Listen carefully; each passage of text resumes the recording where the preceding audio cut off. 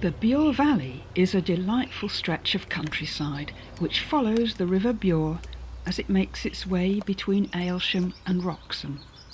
In ancient times, the river was an important transport route from its source near Melton Constable to its outfall at the sea near Great Yarmouth. The river provided power for the many water mills along its route and nurtured the growth of settlements, villages and townships, supporting a rich farming industry and quite a large local population with a wide range of trades and occupations. But modern times began to advance on this seemingly tranquil area. In 1879, the East Norfolk Railway Company began work on the line linking Wroxham to Aylsham. With a workforce of 350 men, the 9-mile route was completed by January 1880.